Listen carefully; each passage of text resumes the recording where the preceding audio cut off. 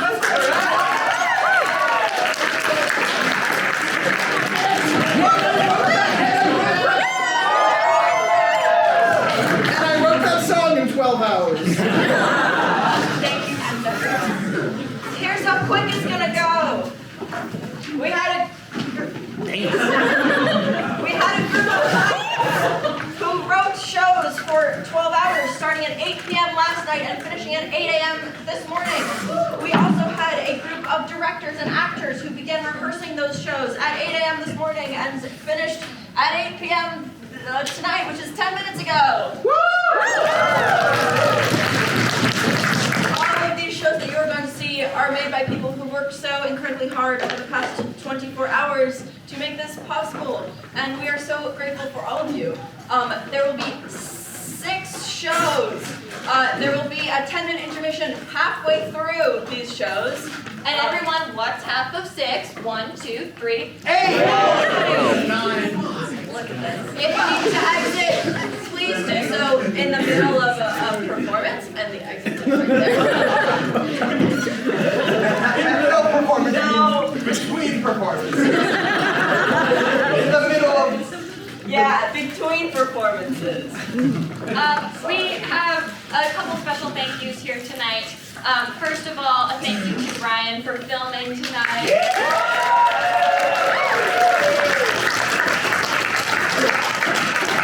If you are a writer or an actor and you have not filled out the recording and photography release form that was sent to you in the email with the show orders, please go ahead and fill that out if you're comfortable. Yeah, we also had a wonderful 5-person planning team of this event. So a special thank you to Sarah.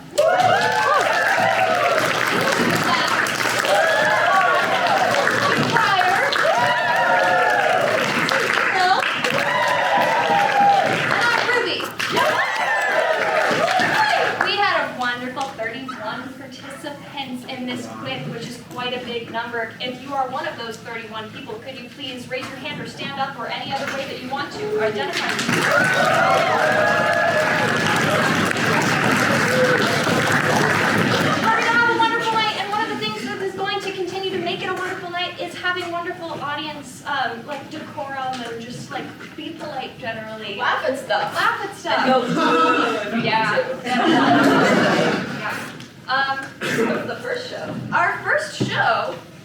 It has an exciting title, T.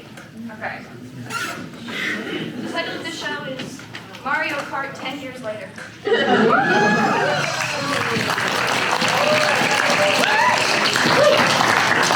It is written by Cloude, it is directed by Wesley, and it is starring Caroline, Ryan, and North.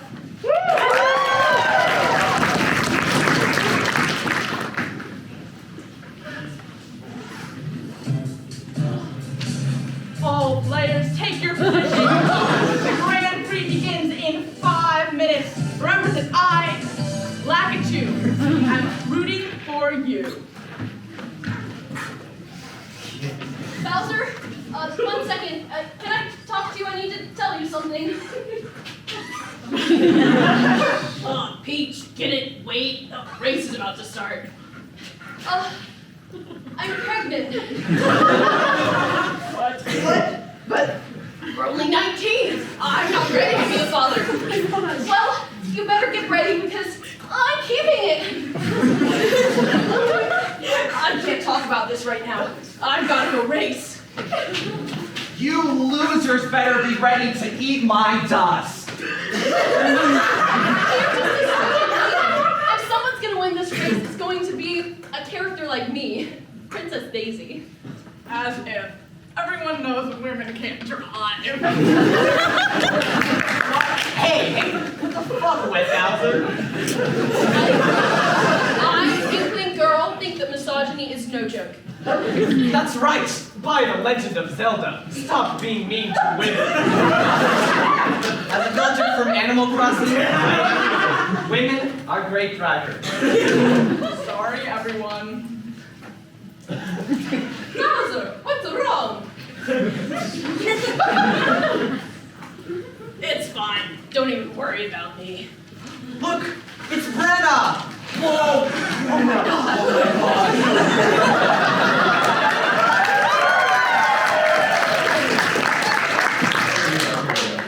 Hey there, everyone. I'm so excited for my very first race.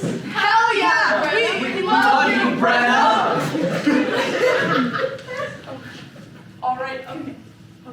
All right, contestants.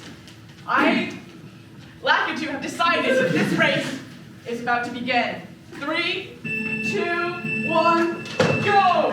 I can't be a dad. I'm not ready for this.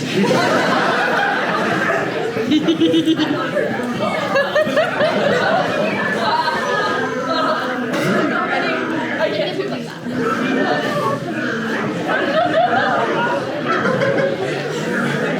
I can't do it!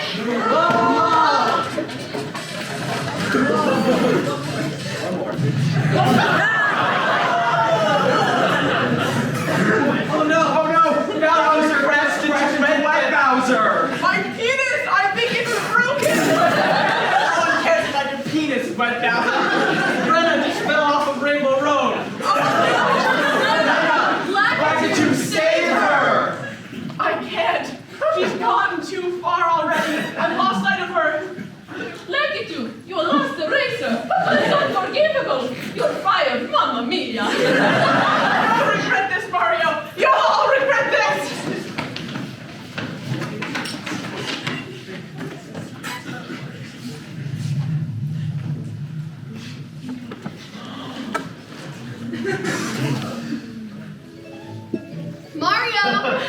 Mario, Teen Luigi, Teen Peach, Teen Daisy, Teen Rosalina. It's time for breakfast. Oh, it's a my bitch white feet. Got 5 children that I fathered to have breakfast. Team Mario's ready for the day. Team Luigi is sure that this is going to be a great day in the Mario Kart suburbs. Wake up, Teen Peach, we're no longer babies. Team Peach, just 5 more minutes, please. I, Team Rosalina, I'm too hungover for this shit. All right, family, gather around, time for breakfast. Now, kids, as you know, Mario Kart child labor laws prohibit anyone between the age of 8 and 18 to participate in the races. So, you kids are gonna have to go to school today while your father and I go racing. Have fun, kids! Yes,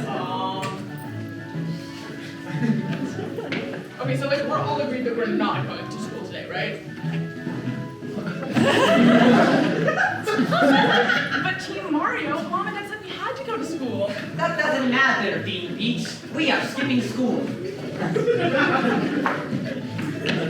To do what, Team Luigi?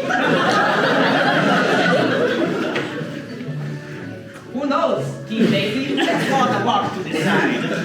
Should we loudly discuss the exposition of our neighborhood while we go? That is an excellent idea,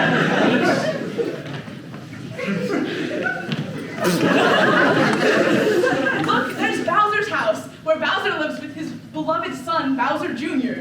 Oh, and in the basement lives Dry Bones, who is called Dry because of his bones, and Dry Bowser, who used to be White Bowser until his penis broke. 7 bastard children: Lemmy, Larry, Roy, Morton, Ludwig, Sandy, and Wendy.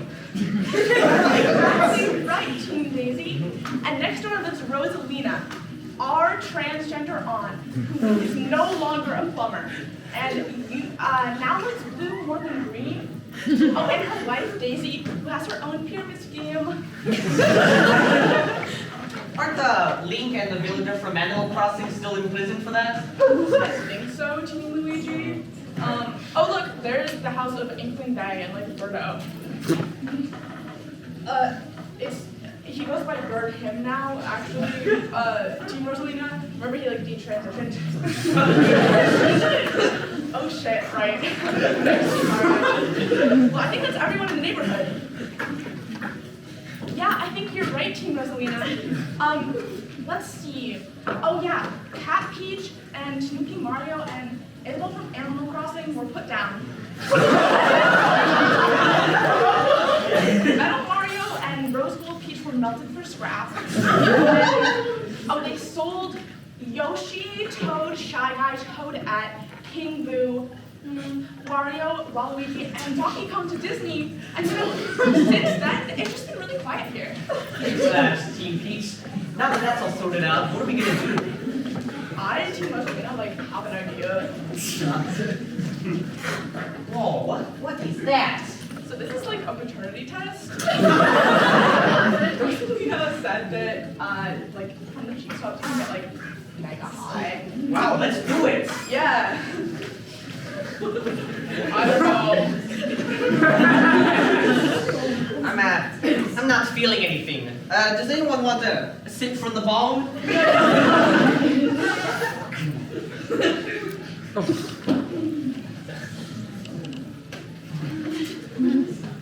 Oh, I, Teen Luigi, am feeling super mega high. It's negative!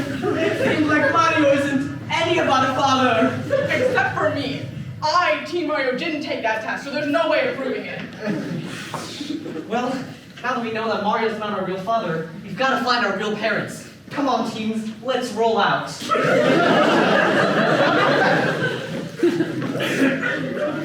We are Bowsers.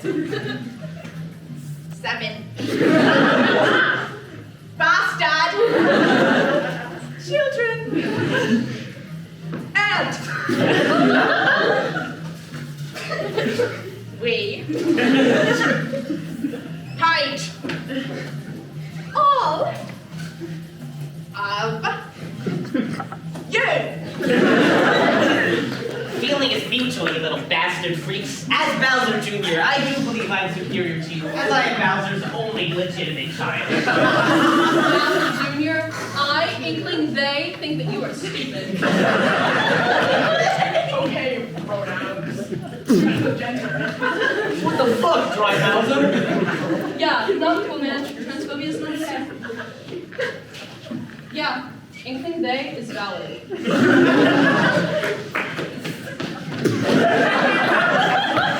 It's over. You're like giving the whole fucking Dry community a bad look. You gotta stop this. I just don't understand. Okay, imagine if like tomorrow someone like magically put you in like the body of a woman, like, and it would like feel wrong, right? No, dude, that feels like hella cool, but like, you don't see me. I hate to break it to you, man. I don't think that that sounds too much. Oh,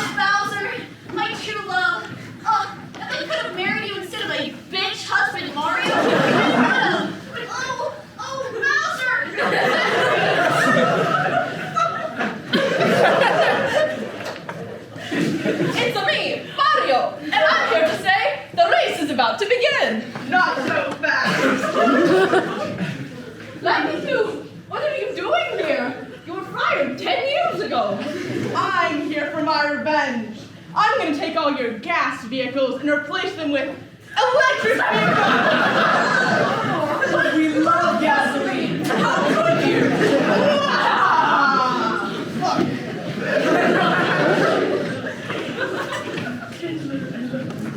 We are teams, we're in the mushroom forest, and we are lost. Hey, look, a mushroom. Let's eat it. Hell yeah, Team Luigi! I'm not so sure this is such a good idea. Give me that thing. Whoa. Is anyone else feeling kind of like dizzy? Yeah, I'm Team Rosalina, feeling like mega high. I, Team Mario, am feeling nothing because I did not eat that mushroom. Look, everyone. Hallucinations. Team Daisy, it's me, Daisy. Team Rosalina, it's me, Rosalina. Team Luigi, it's me, Rosalina. I am your parent. I am your real father. Mario is not. But what about me, Team Peach? Who's my father? We don't know. The hallucinations are disappearing. What a crazy trip. Now that we know the truth, we should go confront our parents. Yes.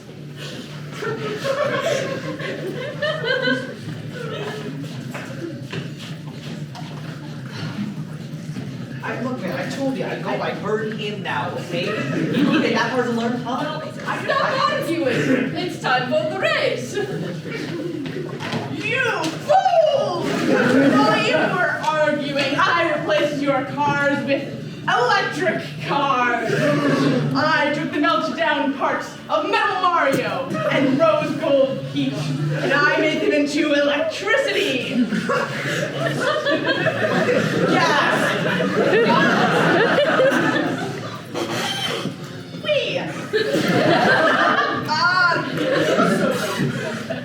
That was that. 7. Bastard. Children. What? Fuck! Lakitu, this level of slight cannot be forgiven.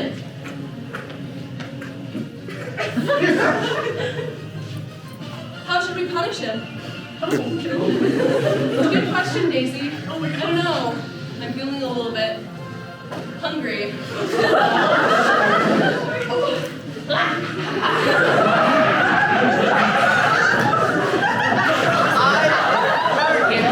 think that we should take the electricity that used to be the car parts, that used to be Metal Mario and Rose Gold Peach, God rest their souls, and use it as fuel to cook the flesh of fucking Lester. We feast! Look! It's us! The teams! You lied to us!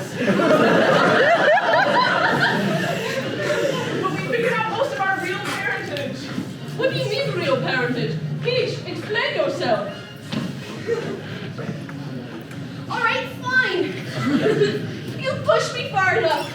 Mario, I cheated on you many times. First, I cheated on you with your sister before she transitioned. And then I gave birth to baby Luigi. And then I cheated on you with Daisy. And I gave birth to baby Daisy. And then I cheated on you with your sister again after she transitioned. I gave birth to baby Rosalina. And, well, I've been having an affair with Bowser for many years. I've been lying to all of you. What about me, Mom? You, Team Peach? I made you myself. I got so tired of cheating on your father. None of the dick or pussy in this town is so I committed an act of mitosis. And I created you. I am your father, Team Peach. And your mother.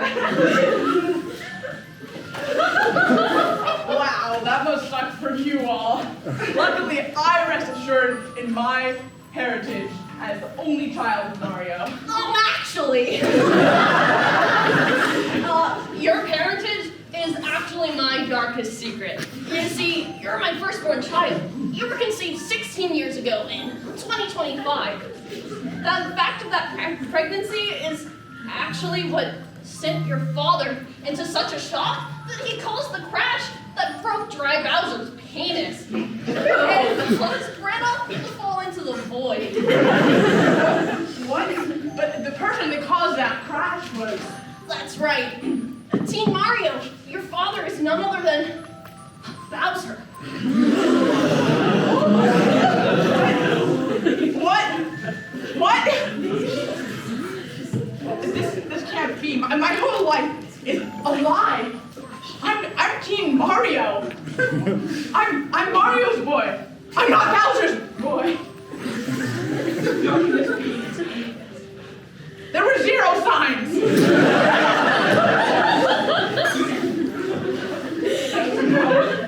No, this can't be.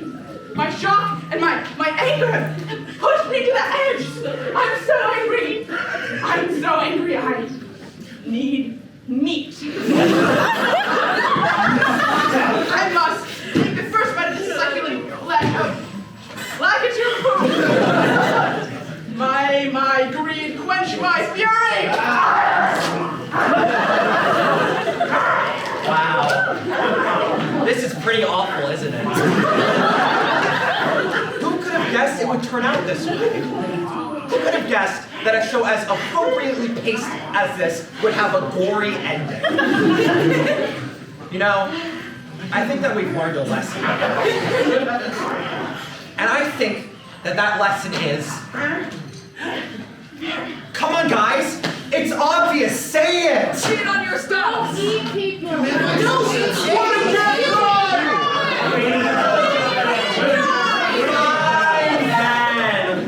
I'll say it myself. And teen pregnancy!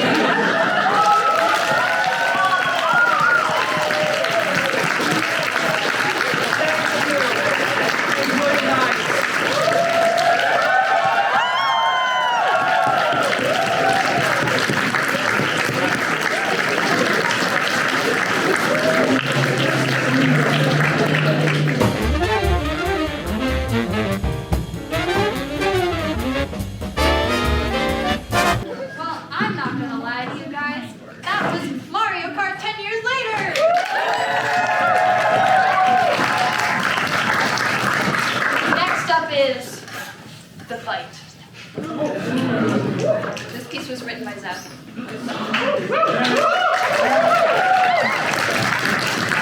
It's directed by Noah and it is starring Isabella, Kajal, and Ashlyn. Thank you.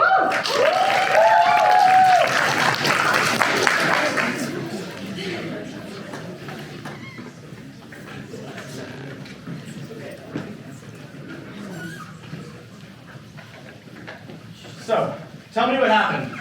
Okay, so it started around after the third period. it was like 11:30. It was exactly 11:23 a.m. So I was walking to bio, and I just heard shouting from down the hall. So obviously we had to go check it out. And I saw these two guys, Chet McWheeler and Otis Rogers. Absolutely. Just beating the absolute shit out of each other? Really going to town. They were engaged in a fight. And there was a huge crowd just standing there and just not really doing anything. I tried to intervene, but to no avail. I mean, Dana tried to step in, but no one was listening to her. And like, really, no one was doing anything. And I just really thought that it should be like documented or something. And I want people to know what actually happened. So then Tiffany comes up and starts filming it. Just to prevent the rumors. I don't like gossip. She so likes gossip. I just want people to know what actually happened, to know who they're interacting with. Rumors are how this whole thing started anyway. What do you mean? This all started because of Horf. Horf Gills. Chet's friend. His name is actually Jeremy, but people call him Horf because of this time where he had 4 plates of nachos in 7 minutes. People think it's because of the time he ate 3 plates of nachos in 10 minutes, but it's unrelated to that. It didn't happen, just so we're clear. Okay, HORF stands for half off rigorous Frenching. Do not ask me more. I mean, that's not really true. No one knows why he's actually called HORF. We're getting off topic. So there was this huge fundraiser a couple months ago, and it was for books. It was for child cancer patients. Whoever donated more would get free AJR tickets. How the school manage that? Like, seriously, could they not have, like, donated all this money they're spending on concert tickets? So Otis Otis Rogers, one of the guys from the fight. steals a teacher's copy of Slaughterhouse 5. Mr. Caligula's copy of Slaughterhouse 5, which he's telling us stories every single day about how he read it in high school. Doesn't have any friends, or whatever. And that book was his only friend, so one day he goes and meets Kurt Vonnegut, and Vonnegut signs his book and tells him he is meant to lead the generation. That was bull, by the way. Guy Vonnegut did not say that. But Mr. Caligula insists, like, that is the day that I knew I was going to be an English teacher. So anyway, Otis stole the book, pawned it off, and got the tickets. He was trying to impress Gabby. And then HORF found out about it and threatened to tell everyone. It says here that news came out eventually. And then after it says, HORF started extorting? Right! Oh my gosh. HORF started extorting Otis because he wanted to cheat. Oh. I very much dislike cheating.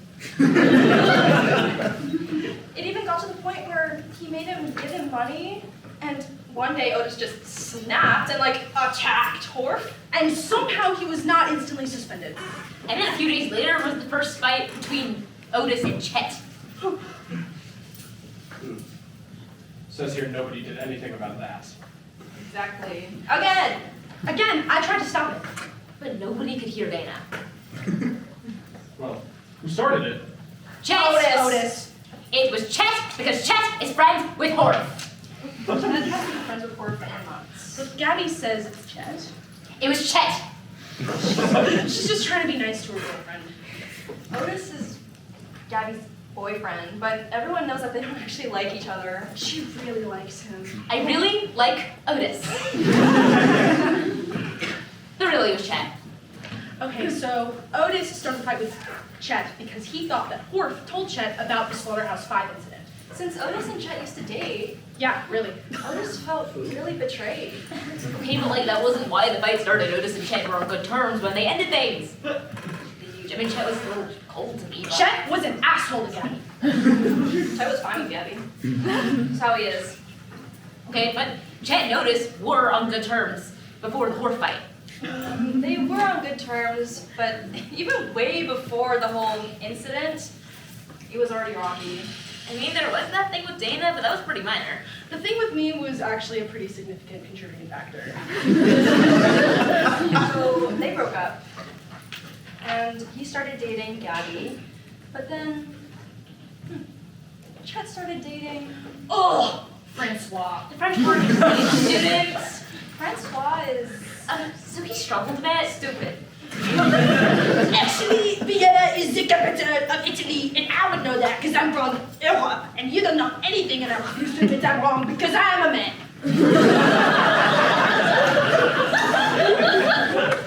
Yeah, Dana does not like Francois. Because Dana is so smart, and Francois cheats off of her. I very much dislike cheating. Dana complains.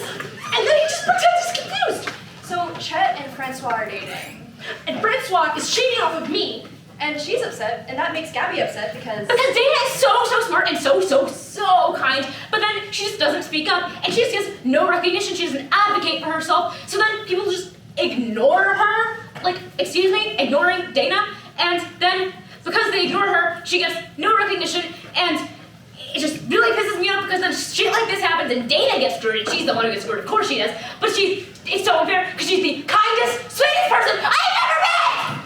Francois is living evidence we should return to the guillotine.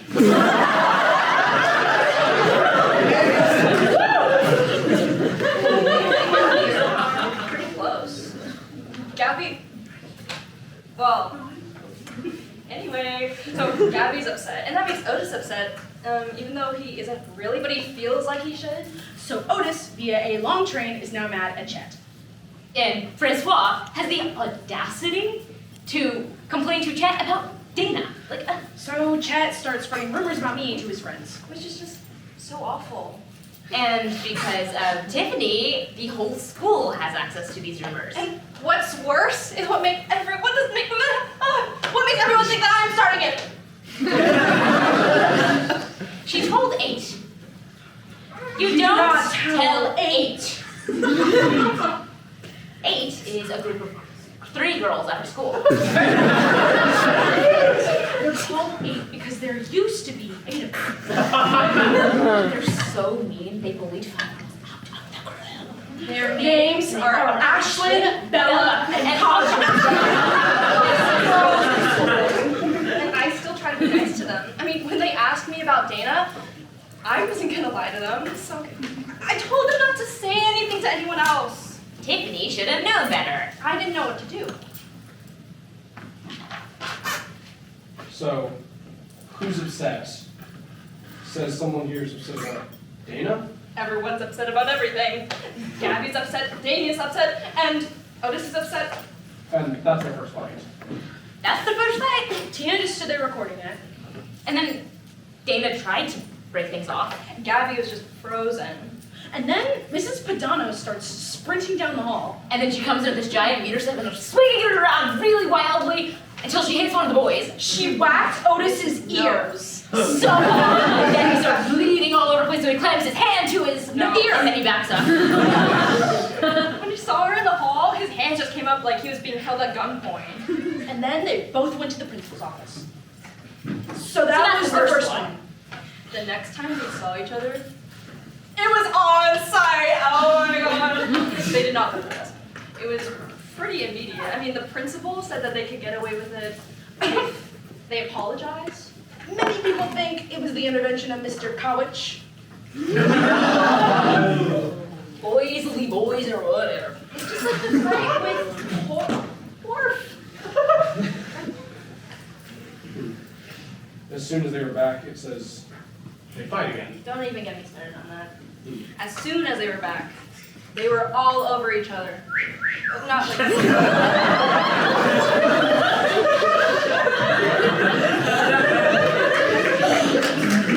like in a sexual way. Like they were fighting. They weren't fighting the second time. I mean, it wasn't really like the first occasion. They weren't fighting. It was a lot of yelling. And Jake called me a slut. But by then, he was fine with you, or he wasn't fine with Gabby? He was not fine with Gabby. It was literally because I've been in 3 relationships prior to this point. Okay, Gabby's literally only been in 3 relationships before Otis. Gabby dated 3 boys before Otis, and all of those relationships ended pretty quickly and without much fanfare.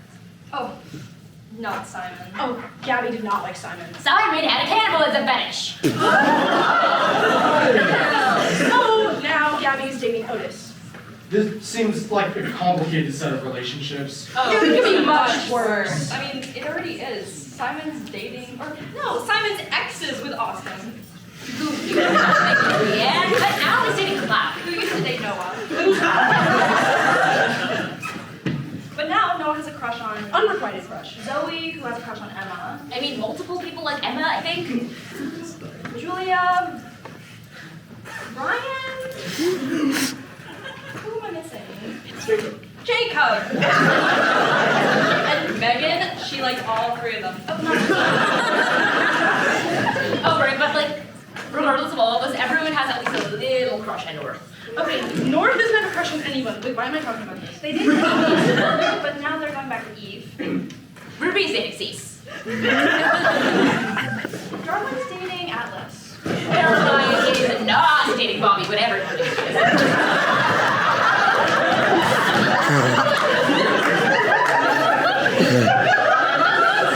Bobby's dating Aaron, and all 4 of them at one point had something with Wesley.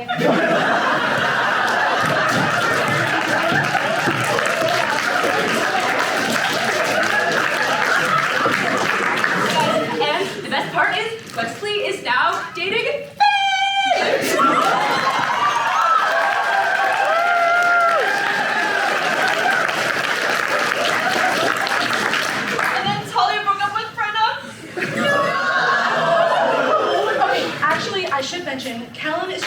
date with every single person in school. The one I went on with him was bad. But anyways, back to the fight. It wasn't a fight, it was just a couple mean words. It was a full-out brawl. I mean, there was some yelling or some pushing. And I was called a slut!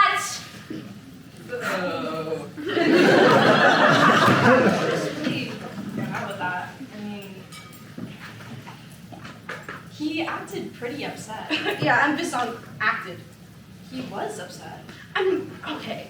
It was just some, like, macho man crap. It had nothing to do with Gabby. He mainly liked the idea of having a girlfriend, I dislike the way he treats her.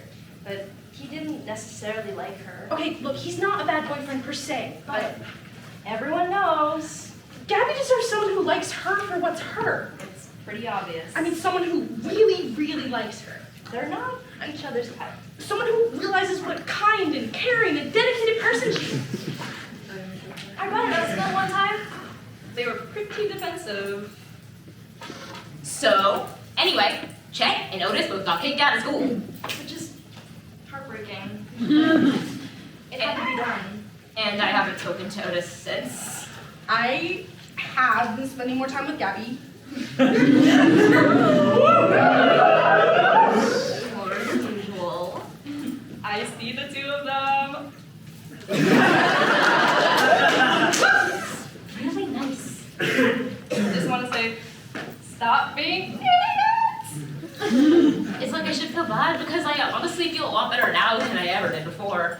But like, I told that to Dana and she said, Well, I mean, it is good that you feel good. what about Otis? I mean, sure, whatever you can call him. Yeah, I could do that. Maybe later. Oh! I mean, now, okay. Whatever's good for you. I mean, whatever makes you feel good. I don't know what makes me feel good. So they had this conversation while cuddling in the library, by the way. Like I said, idiots. Right, so that's all I have to say. That's it. I have said everything I can on the matter. I really need to have a conversation with Otis.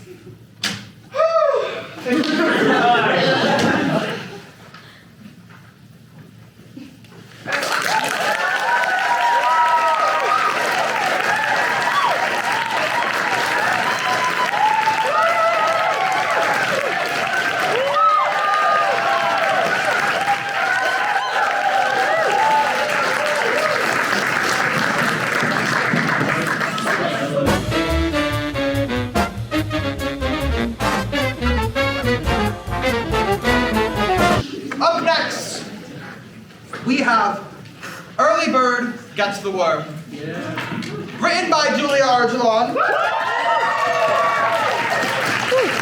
Directed by McKeever. And of course, this play that you're about to see. How's it going? Can anybody that previously connected to the speaker turn off their Bluetooth?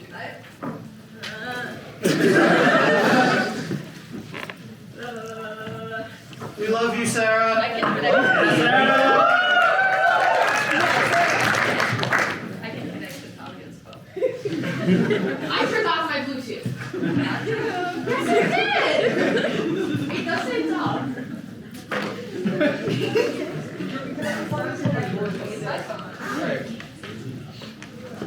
Guys, it's stuff. Yeah.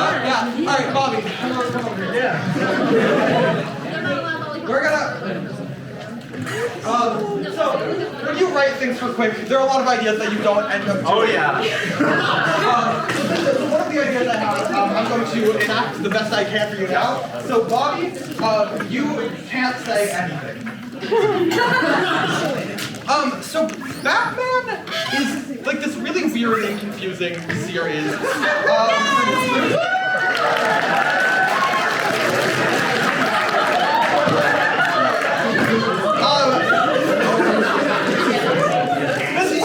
This play is written by Julia, directed by Ruby, and stars Caramadre and C-Scan.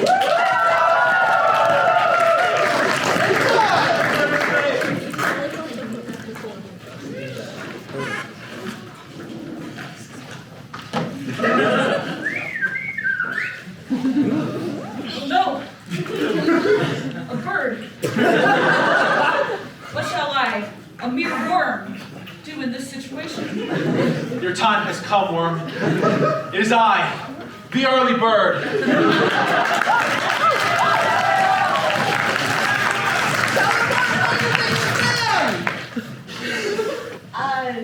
Sorry, I kind of hate to break it to you, but you're not the early bird. What are you saying? Clearly I'm here first. Nah, man. There are a bunch of birds here before you. You're just the first one to descend upon me, specifically. No! Damn it! What's wrong? You still get a worm, dude. You don't understand. I'm the early bird. It's like my whole thing. I have to be the first bird to get a worm every day. That seems like an unrealistic expectation. I don't know. I guess I haven't really thought of it before. You want to talk about it?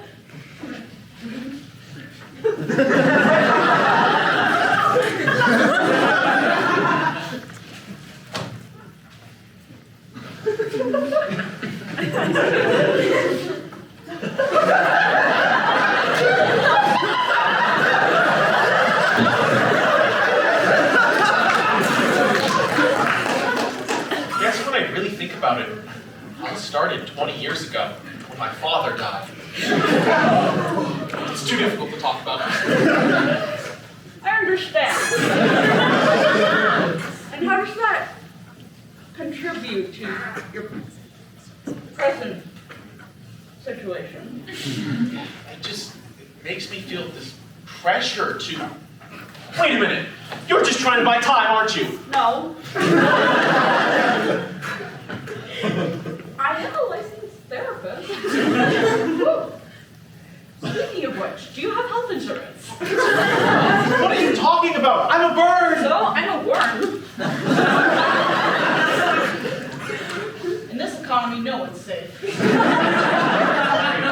Anyway, I have some paperwork I'm going to need you to fill out. I don't have time for this!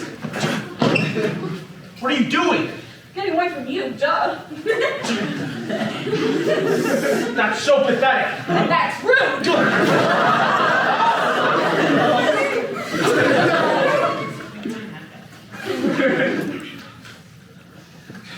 You're so slow. How do you survive this long? I'm doing my best, man. I don't have wings or legs. I mean, think about how you would feel in my situation. Put yourself in my shoes, or lack thereof.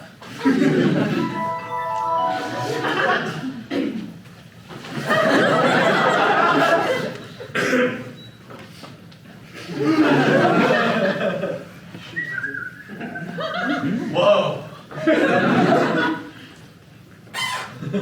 When you look at the world and see it as big as it is for me, don't your problems seem a little smaller? Yeah, yes they do. Whoa, you're right. It is hard to move fast like this. It is, isn't it? I mean, I guess you could be hunted by bigger birds. It's nice at least that you're not the bottom of the food chain, you know? Plus,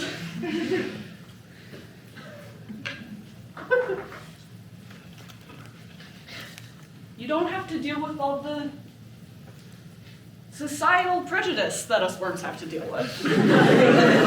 I mean, it's not like anybody ever says, "Would you still love me if I was a bird?" It's hard for us worms.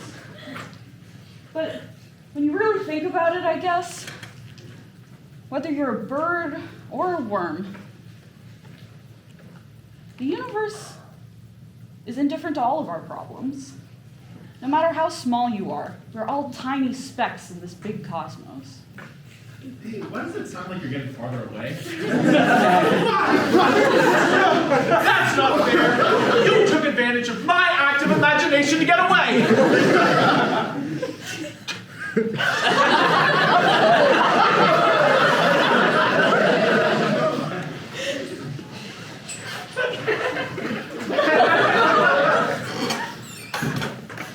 Alright, I've dragged this out long enough. Just eat me if you want to, man. I don't care. Okay then. I'm gonna eat you. Here I go. Come on, what are you waiting for? I don't know. You're the first person I've opened up to about all this stuff. I mean, yeah, I kind of had to try. You were gonna eat me. Yeah, but still, you took the time to listen. I haven't really had anyone in my life that's been there for me like that. You know, you're the first one that's listened to me too. Most birds don't stop and have a chat with their breakfast. Can we pick up where we left off? Yeah.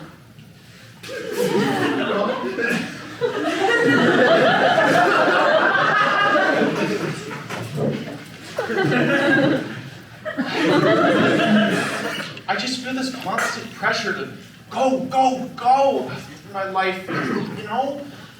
I just have to be the first bird to get the worm. It's an exhausting feeling.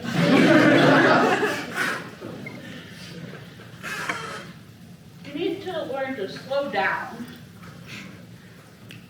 Give yourself time to just be. Take the time and give yourself the time to appreciate the moment instead of always worrying about the future. What will we even get from the first worm? There are plenty of other worms in the mud. Is it a sense of pride? Does it make me better than the other birds when every day I'm the first to eat?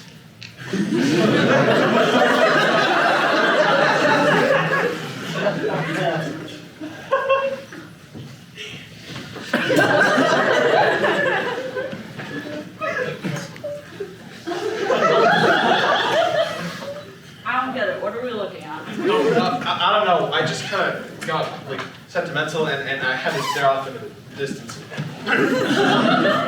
Look, you have your whole life ahead of you. Some days will be first worm days, and some days won't. You have to learn to, well, even the view that isn't 100% the best every time.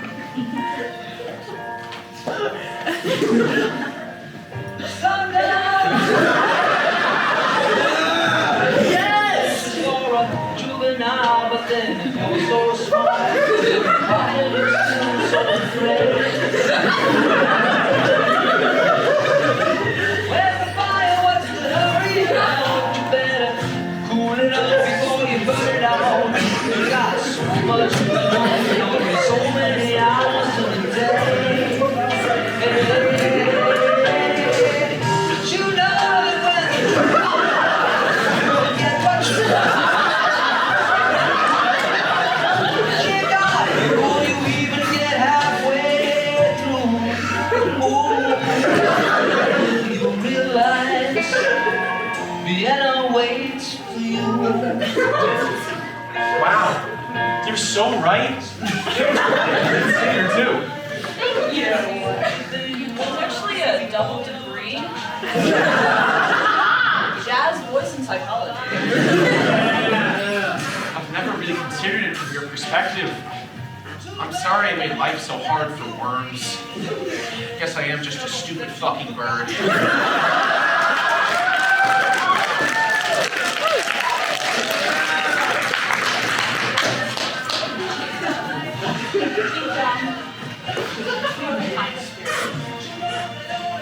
You know, when they said the early bird gets the worm, maybe they meant gets the worm emotional.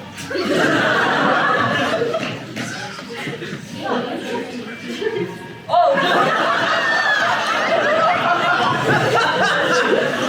I'm your therapist.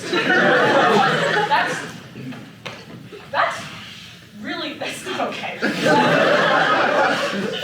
You know, that actually breaks Ohio Administrative Code 757-5-0-4. Yeah, I'm sorry. I just thought we kind of had like a falsettos vibe going on, kind of.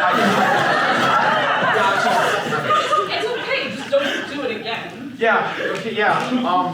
You know, I think I'm gonna head out now. Okay, so I'll just leave. Yeah. Okay, seems like I guess. No, wait.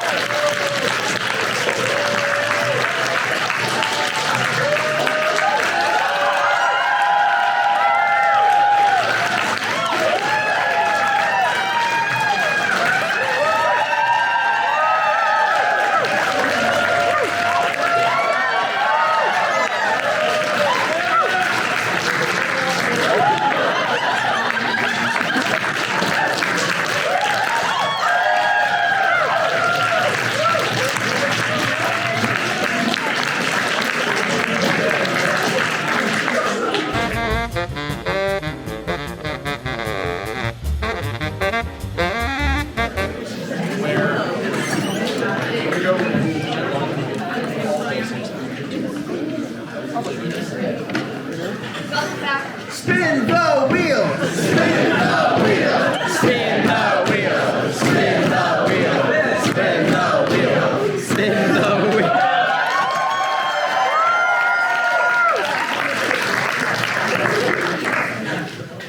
Welcome back from our quick intermission.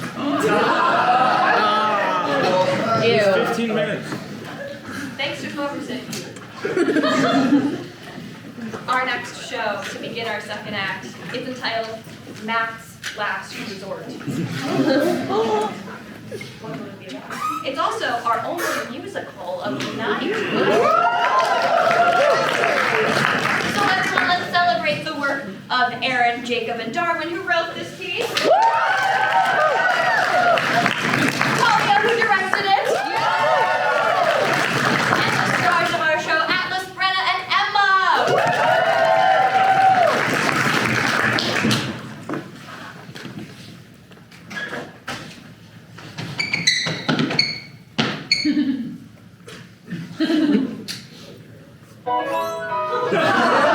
Beautiful morning here in Weevil Island. Right here, it's filled with cheer as we sway in the sun. It's clear my victory is near as I swing my chin back, 'cause it's so fun. Point square. As I throw my frisbee there. As I swing my racket, as I swing a left hook, as I swing something somewhere. I don't know, I guess. 'Cause I'm the best.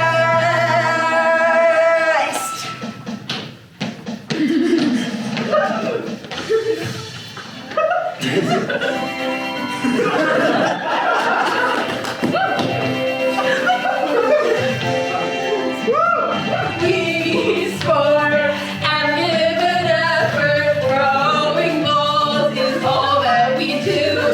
Every time you come in, what you come in.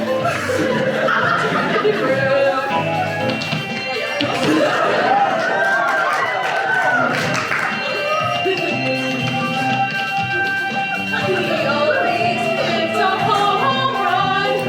Oh God, is that a hole in one? Honestly, I think that this whole thing's rigged. And I win! And he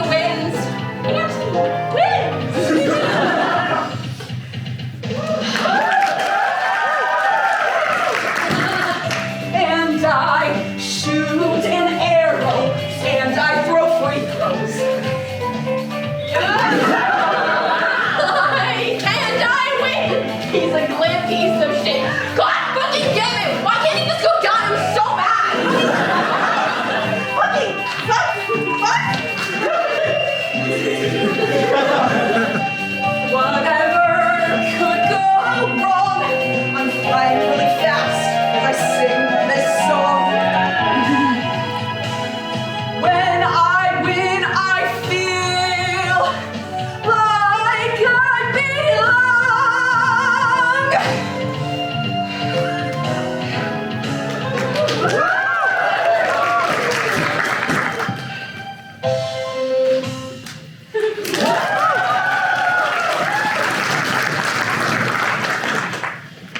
what a beautiful sunset. You know, there's one more place I should stop by today, you know, before I head back to the resort.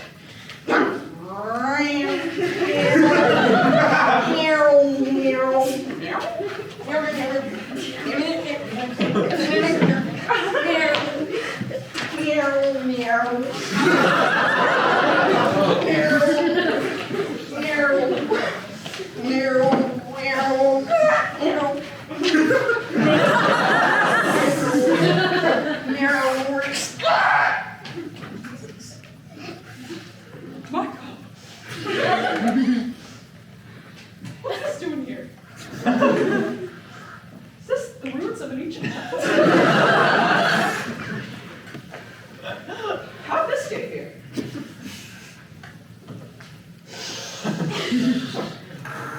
Wait a minute. This rock. This is not a rock. It has writing on it. Something's going on here. What? What do you mean? What do you mean?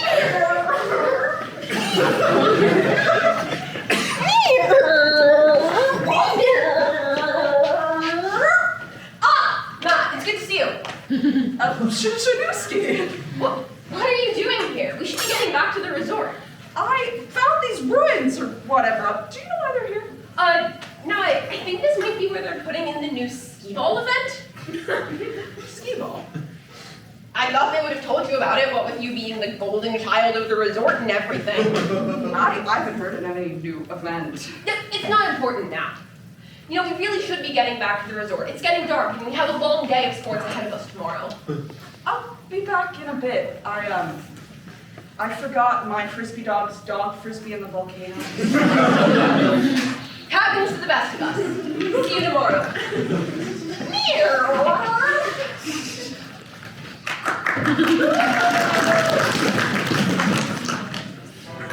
How could this be?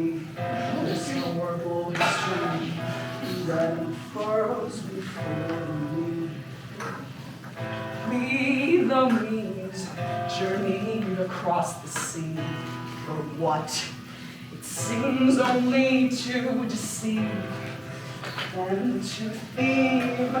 Now I must grieve for all that I see, these atrocities. Now it all makes sense, but I am incensed. How could we be so dense? What is our defense for this offense? There is no recompense but to dispense vengeance so intense. Now I must go.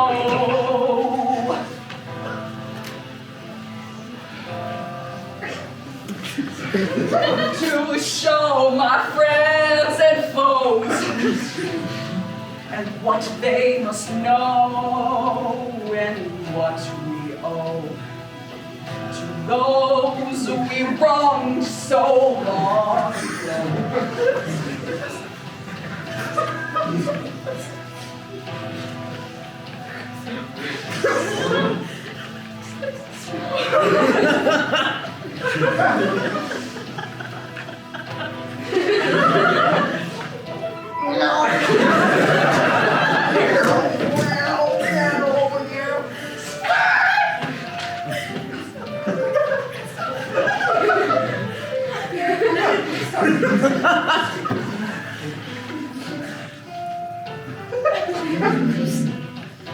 You, all of you, consume your food you richly chew.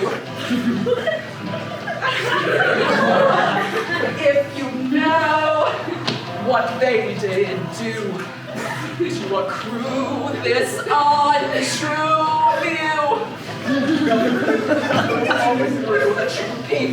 couple who say you at the coup we grew. Say you. What? What the hell are you talking about? Can't we just have dinner in peace? Why don't you just go beat someone at basketball or some shit? No. The seed is, it's at hand. The flames must be fanned. We must take command. Together we'll band. Together we'll stand. Together to man. Can this place be banned? Hold on. So, you want to ban the resort? Why? You know why? Sing a little song about it.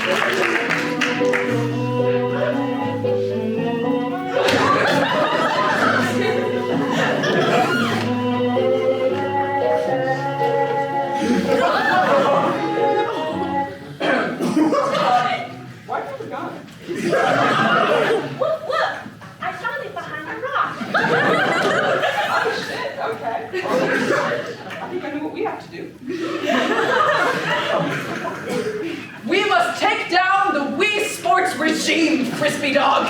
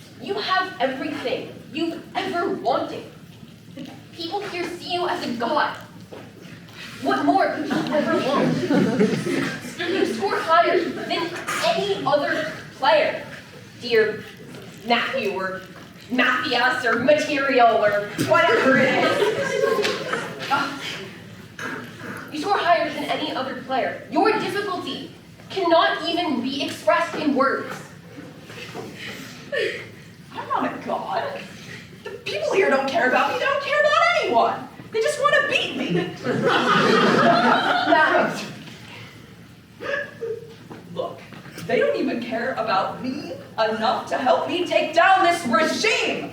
Matt, I sense you may be unhappy here. Perhaps you would find it best to return to Metopia and leave Blue Island. Until? this monstrosity is taken down. Stop it, Suzuki. The game is over. Over!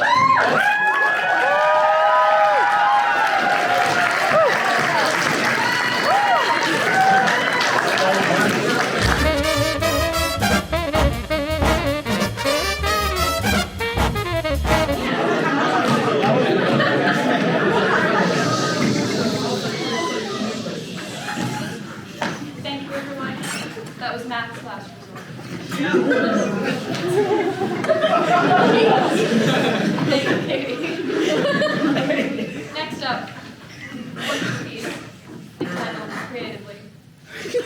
1 milk, 2 milk, red milk, blue milk. Written by Phin. It is directed by Sarah. And it is starring Zoe, Annalise, and Noah.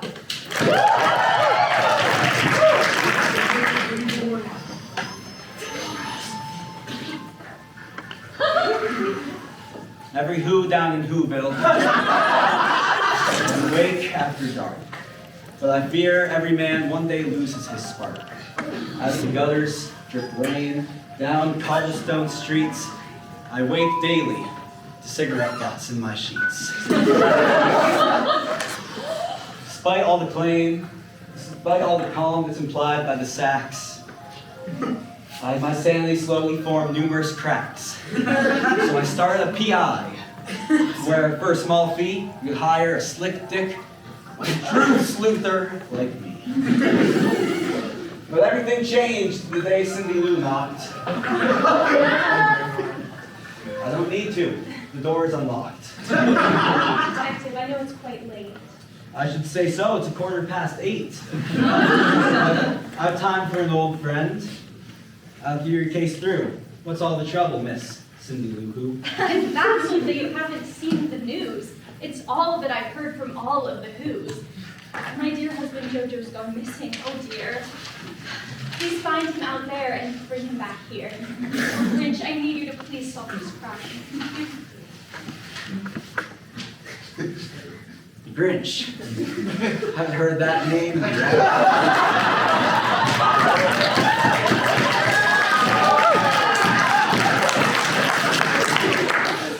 What's in it for me? I'm tired, I'm old, I've not yet had a case that hasn't gone cold. The puppy gone, you wouldn't know with one night. I took you back home and fixed up your life. I don't know if that's fully ethical, honey. What do you mean? I just turned 31. If you don't want me here spreading my yams, I can fit in quite well with a couple thousand plans.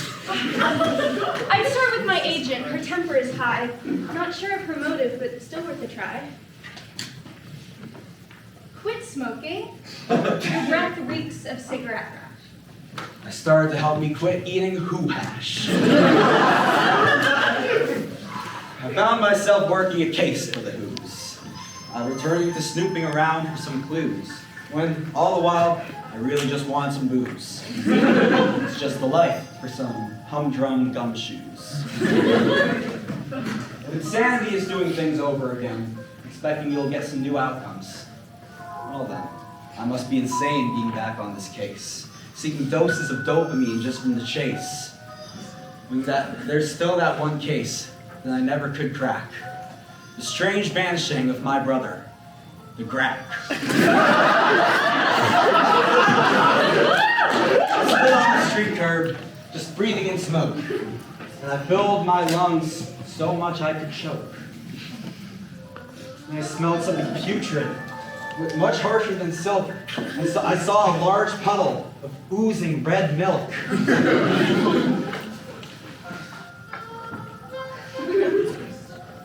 It was not milk. Haven't had one more look, but I can't give you the deets in the kid's picture book. The largest milk spot could be seen while in view. The mangled fucking corpse of Jojo Luhu.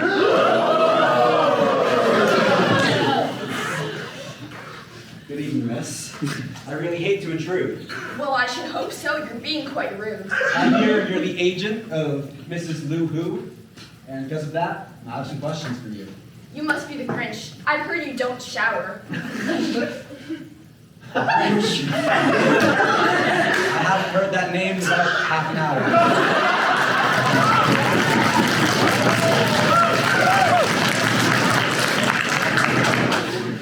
If it's Jojo you're after, then do not ask me.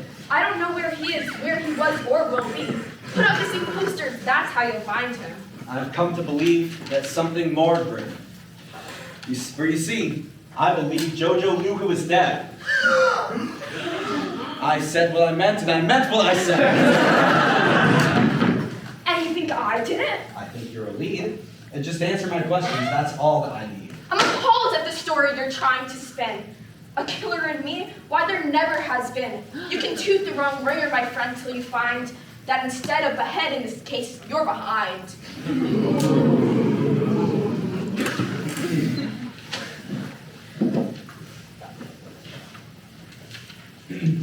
Would you ever kill a man? I would not, could not kill a man. Would you hit one with a can? I would not, could not with a can. I would not, could not with a blade. I would not with a small grenade.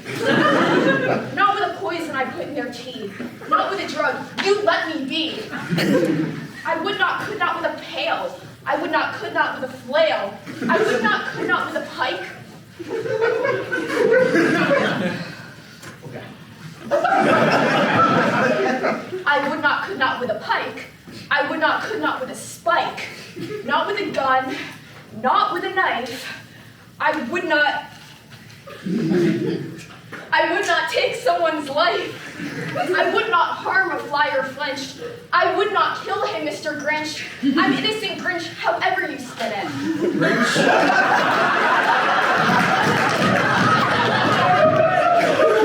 I haven't heard that name in over a minute.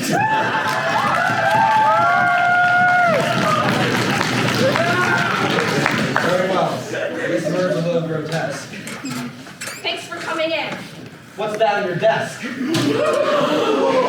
It's nothing, don't worry, it's nothing at all. You're welcome to leave now, sir. See you around, doll. I didn't know I had stolen a peep of a document laying on top of the heap. I had a letter that detailed a quick rendezvous to a cafe tomorrow with Cindy Luhu.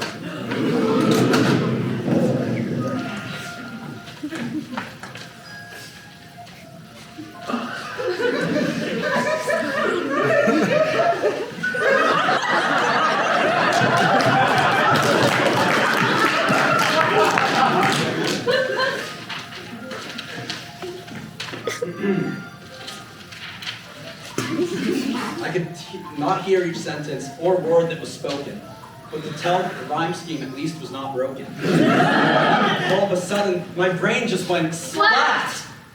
And I felt like the case all at once had been cracked. Hey, Cindy Lou Who, come meet me outside. I know all the secrets you're trying to hide. Oh, darling, I know not of secrets you speak. Just maybe your sleuthing has grown rather weak. I'm frankly offended. You're frankly unskilled. I'm grieving my groom, who we all know was killed. You said yesterday that you thought he was missing. Yeah, missing to heaven. I was just reminiscing. Well, you know what I think, Miss Cindy Lou Who? I have a hunch, and I'll tell it to you. I think dear hubby Jojo was taking your pay, and you thought to yourself, this is so not okay. So you gave him the 1-2 and framed Margaret Kerr, who believes that you honestly thought it was her. So you're blackmailing her for a higher pay cut, and you slept with her wife in addition. What? Okay, are you finished? You over? You done? I have to say, Grinch, that was quite the forced one. But sure, make up stories. That thrilling? That fun? You've forgotten one thing, Grinch. And what was that? Gun. You will do what I say now, treat me like the boss. And worship me like Chalamet on the cross.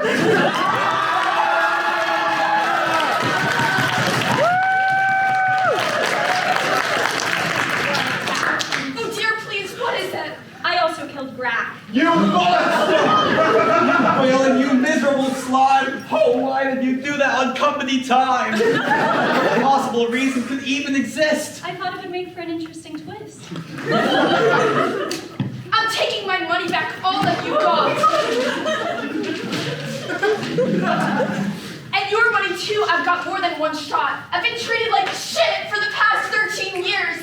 And I won't be the ones just crying my beers. So give me your money, you freak of a who! Right. I have a gun!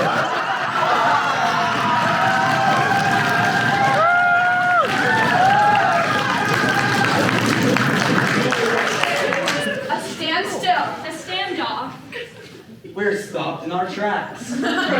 It's like we're southeast south and east go zax. If I'm last to shoot, well, I'll certainly lose. Do I start the whole fight? Gosh, it's so hard to choose.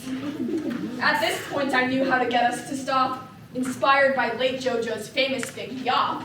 I have something to yell that is really so great. It will solve all our problems. Ready? 8! You mean 8! Not so fast!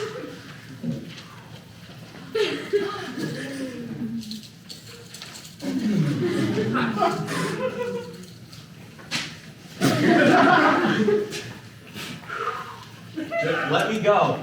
We'll give you your reward in cash. And we'll let you feast well on who ham and who hash.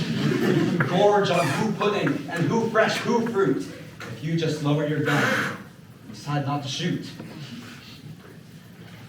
Miss Lulu, you're going away for a very long time for murder and blackmail and breaking of rhyme.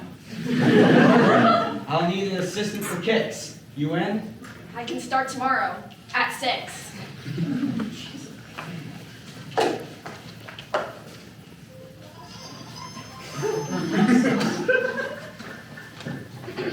So Grinch, are you back on the cases and clues? What's brought you back so? Why is this what you choose? Did arresting Woohoo cure your family trauma? Did you just return to the job for the drama? I'm back on the case because I feel like I should. I feel it my duty to do what is good.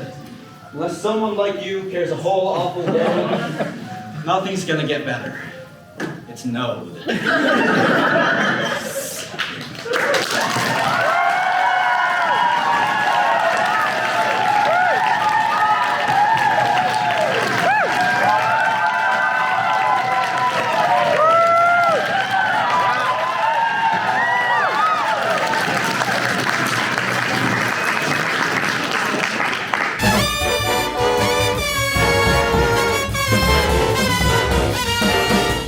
Thank you everyone for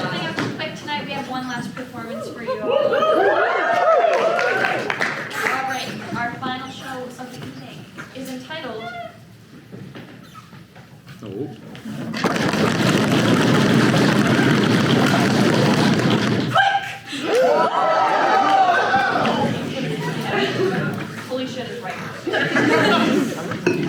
Written by.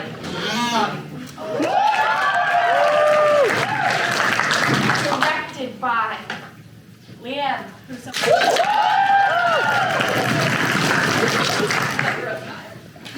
And starring Austin, Eve, and Megan.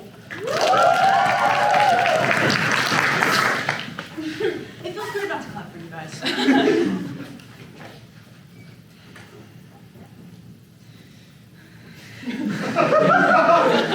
It is the year 2971. Society has fallen apart, turning into a twisted reflection of itself. The remnants of society cling to themselves and hold on to stories and memories of what once was. The very concepts we once adored, family, friends, love, knowledge, they are all lost. We became more insular, hiding in small villages where only the strongest were allowed to survive. It's a familiar currency. It's a currency of stories, but not just any stories. It's a currency of stories that are quick!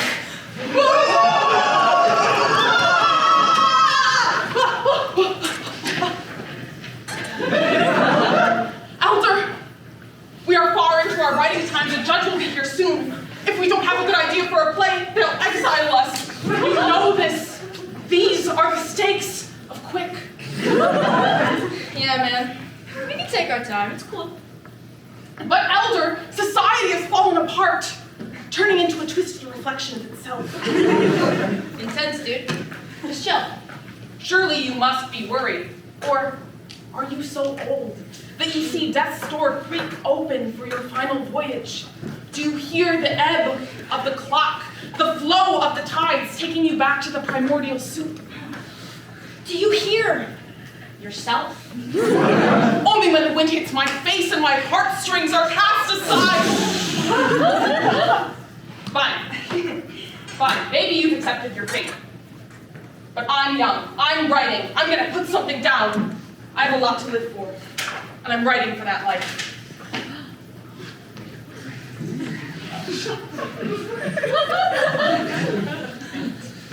In the apocalypse, this is the only way to write now. You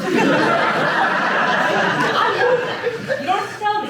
Oh, I'm just telling myself. It's good to remind ourselves that the world fills our veins like the blood fills the mouths of the bog beasts out past the ramparts. Oh my goodness. When the village first assigned you to me, I tried to impart one important piece of advice. Nothing matters! Everything is floating. And that's, as you know they say, totally chill. But still, you panic. You talk like a character and not like a person. You stand to mellow out a little. Elder, you and I both know that if I mellow out, the judge will come here and see that all the work we have created is nothing but mellow. He'll see it and he'll laugh, but not at the funny places, not where he's supposed to. He'll cast us to the winds of the deserts. It's just like the society has fallen apart, turning into a twisted reflection of itself. You keep saying, and I don't know why you're so afraid of this judge anyways. They don't want to kill us because they're too much of society.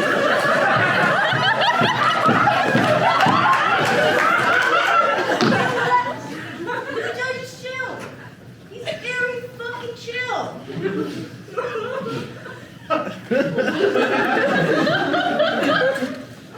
I am the judge. And if there's one thing you should know about me, it is that I am not fucking chill. That's right. I enjoy killing little writing people. They're pathetic. Little mealworms lapping at my toes, lapping at my foot fungus. Hey, you. You look like a writer. One of bet you have a good idea for it quick. What would you write about,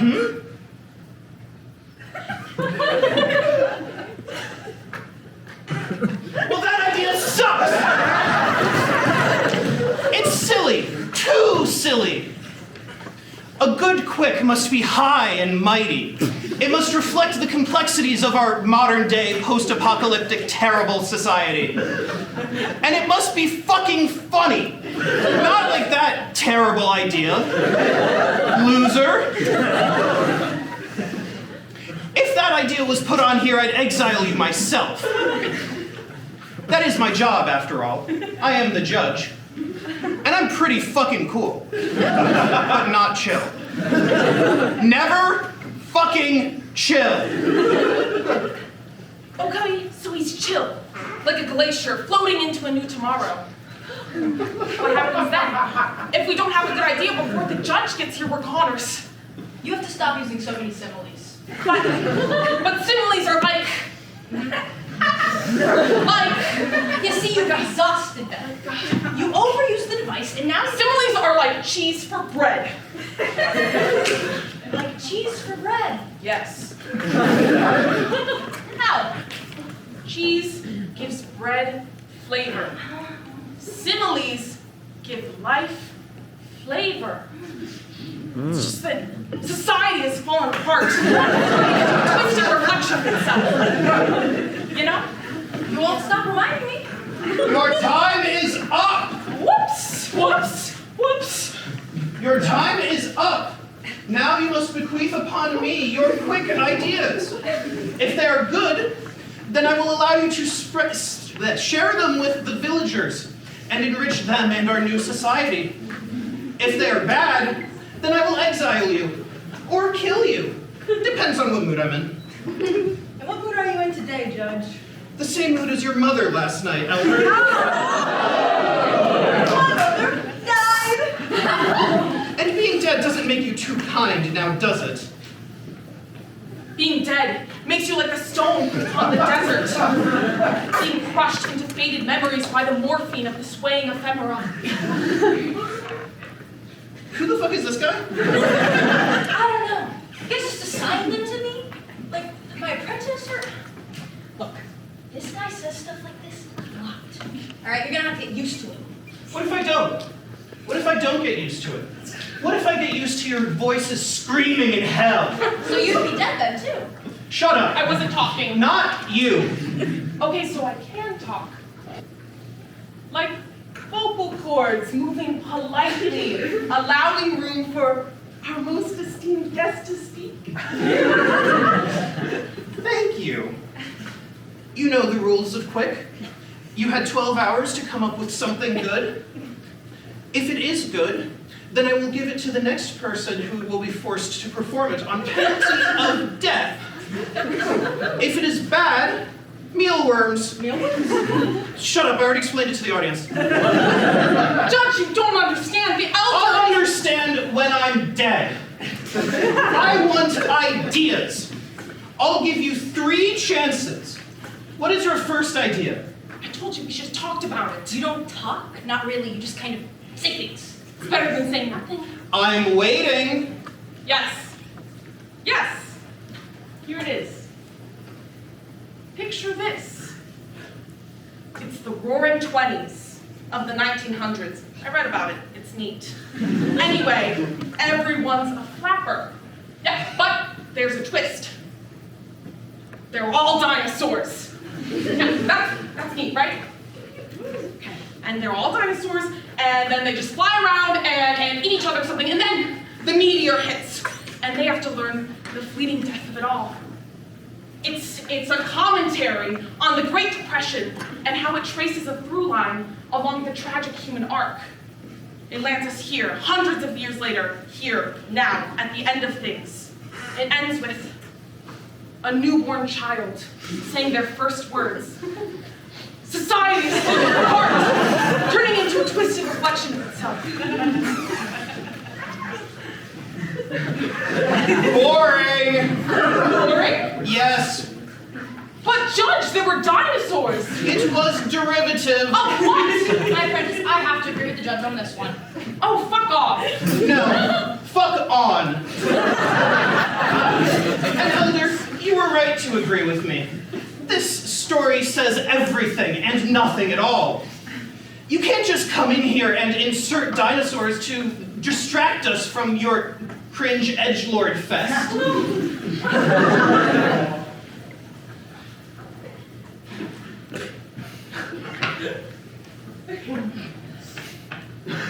We're all dying, aren't we? Your first attempt failed.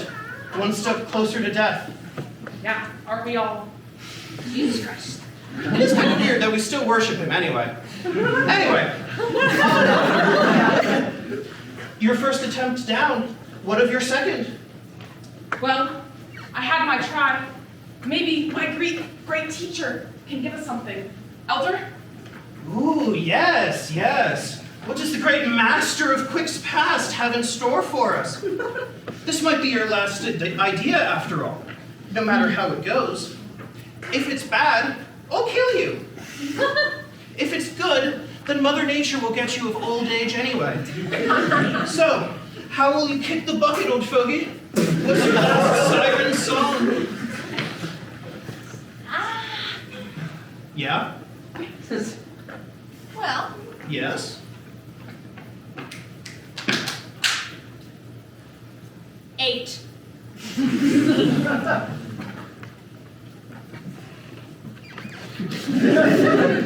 What? Fuck it. No. What does it mean? 8? Yeah, 8. It's the number after 7.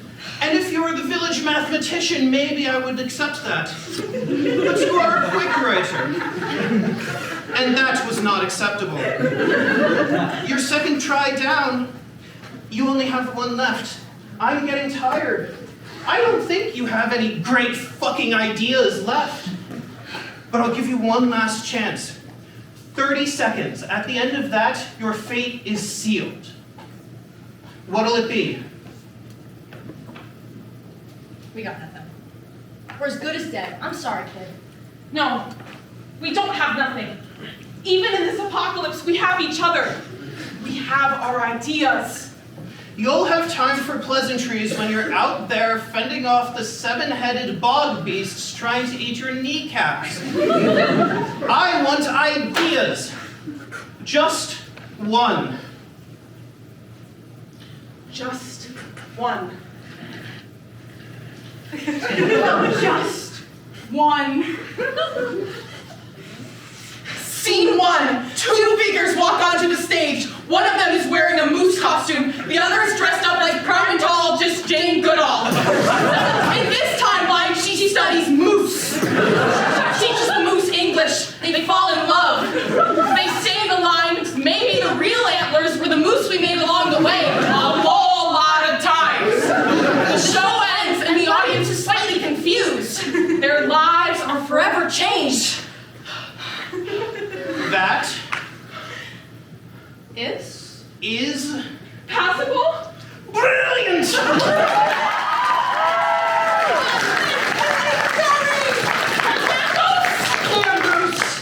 That damn moose will reshape society. Society has fallen apart, twisted into a cruel reflection of us. But this story will change everything permanently, in an instant, for the better.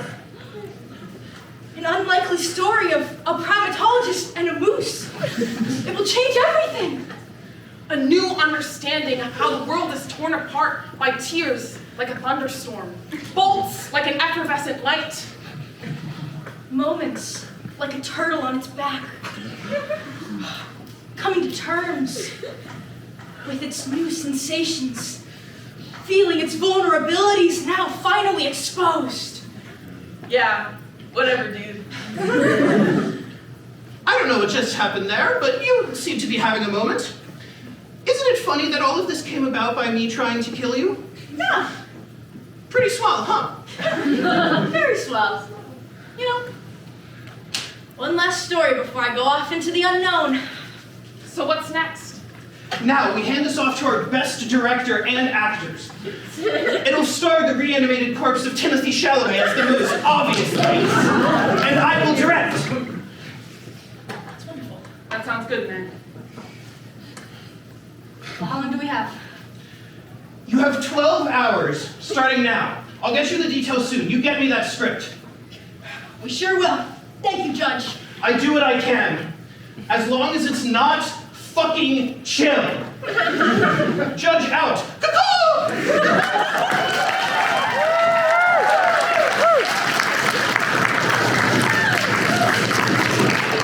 that. Well, ready to tell one last story with me? Oh, Elder, I think there will still be plenty of stories to come.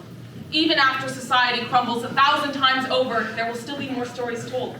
Out between the stars, clutched between our fingers. Well, as long as they're weird, I'll be happy. Well, we can't know what they'll be, but I think we can know. They'll be plenty weird, dude. They'll be plenty weird.